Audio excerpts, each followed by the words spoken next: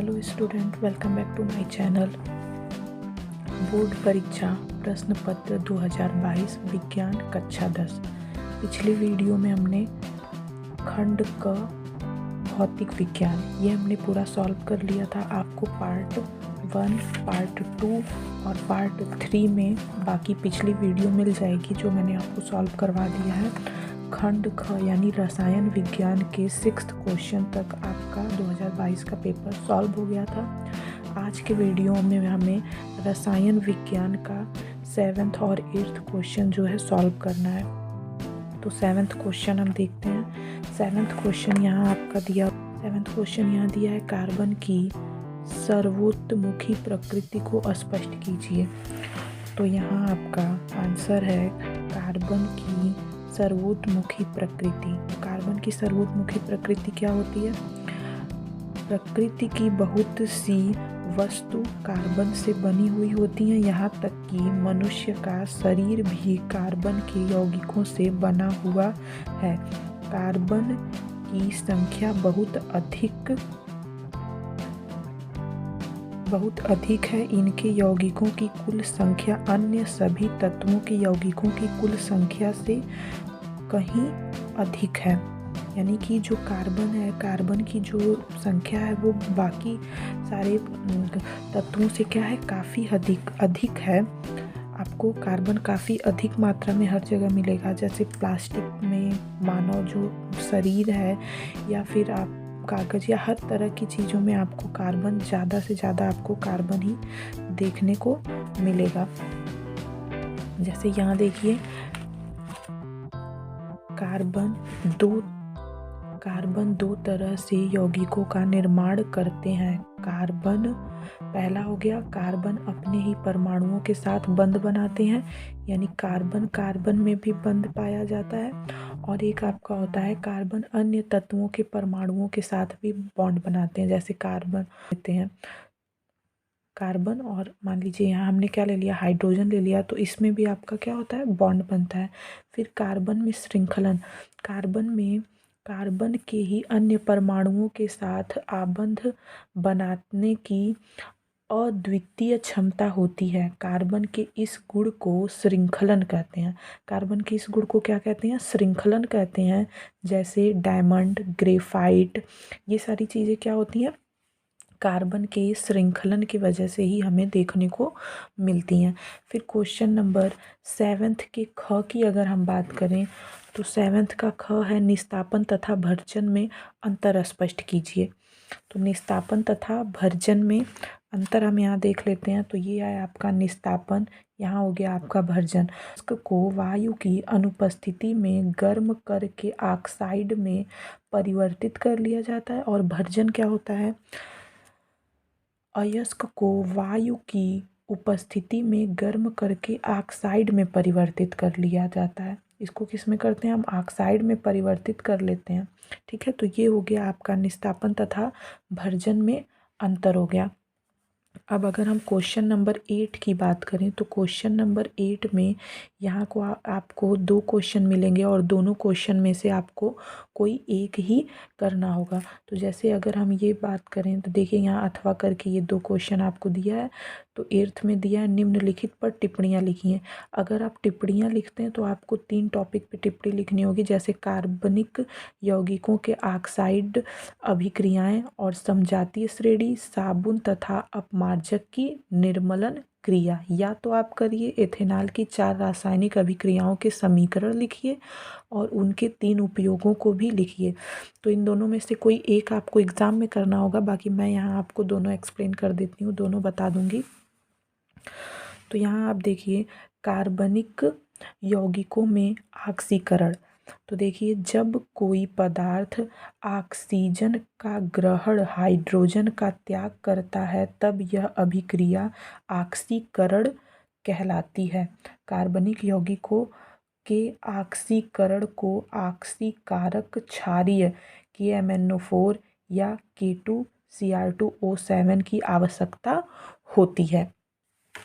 तो ये हो गया आपका क्वेश्चन नंबर 8 का क, यानी कार्बनिक यौगिकों में ऑक्सीकरण। अब हम क्वेश्चन नंबर 8 के अगर ख की अगर हम बात करें तो समजातीय श्रेणी, तो समजातीय श्रेणी में आपको लिखना है उन हाइड्रोकार्बन यौगिकों का समूह जिनके रासायनिक गुणधर्म समान होते हैं वह सामान्य सूत्र एक जैसे होते हैं समजातीय श्रेणी कहलाते हैं। फिर तीसरा आपका था साबुन तथा अपमार्जक की निर्मलन विधि। तो साबुन तथा अपमार्जक की निर्मलन विधि, सर्वप्रथम सोडियम एसीटेट जैसे साबुन के अणुओं का जल में आयनन होता है। साबुन का आयनिक सिरा जल में विलेय होता है जबकि कार्बन श्रृंखला जल में अविलेय अर्थात जल विरोधी होता है।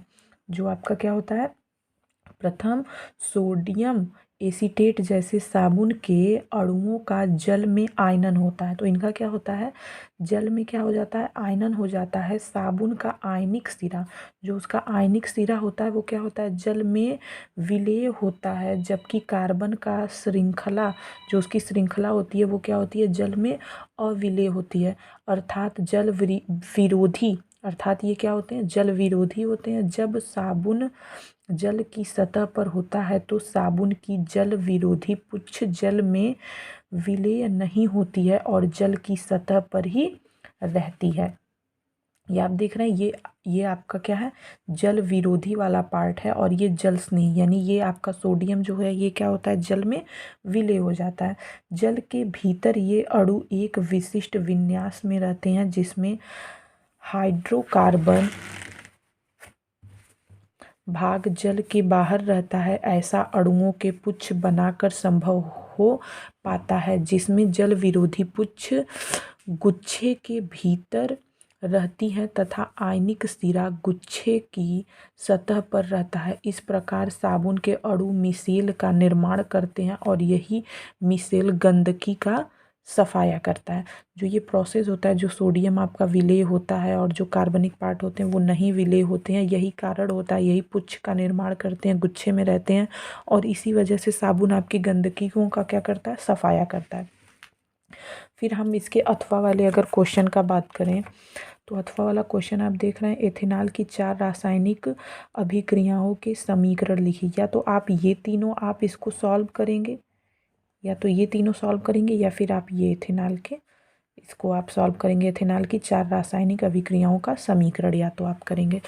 तो इसमें आप देख लीजिए एथेनॉल की 4 रासायनिक अभिक्रियाओं का समीकरण, यहाँ आप देख रहे हैं इसका समीकरण हो गया। तो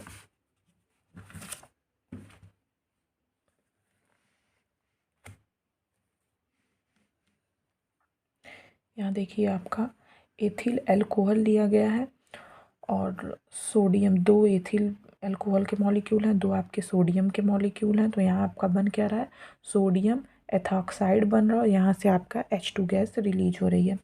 फिर नेक्स्ट अगर हम देखें तो यहाँ आप देखिए, यहाँ भी आपका एथिल अल्कोहल है, ये आपका H2SO4, तो ये यही है आपका H2SO4 ही है। ये मैंने इसलिए ऐसे लिखा है ताकि यहाँ से आपको बता सकूँ कि ये बॉन्ड इसके क्या हो जाएंगे, निकल जाएंगे यहाँ से, यही चीज़ है।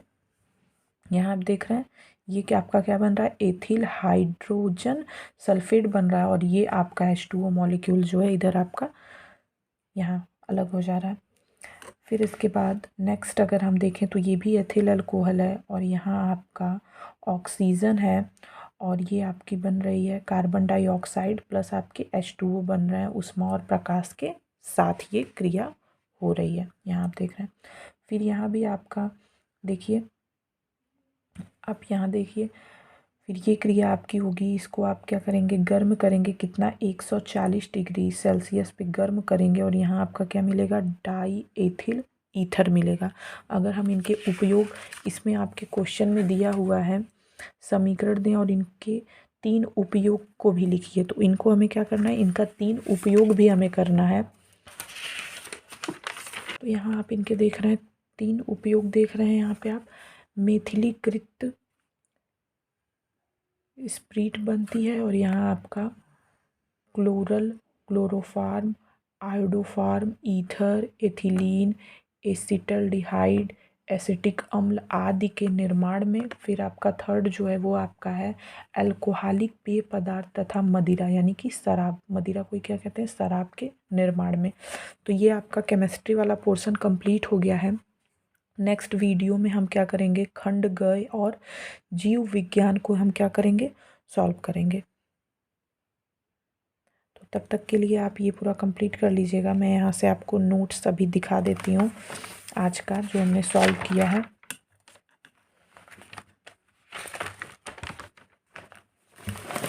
ये हो गई आपका क्वेश्चन नंबर, ये हो गया 7 का, क हो गया यहाँ आपका, ये यहाँ तक आपका 7 का क हो गया। फिर ये आपका है क्वेश्चन आंसर नंबर 7 का ख, ये यहाँ पे हो गया। फिर ये क्वेश्चन आंसर नंबर ये 8 का क है, यानी आप इसमें आपको टिप्पणियाँ लिखनी थी, तो ये उसमें पहला हो गया, यानी क वाला हो गया। फिर यहाँ है आपका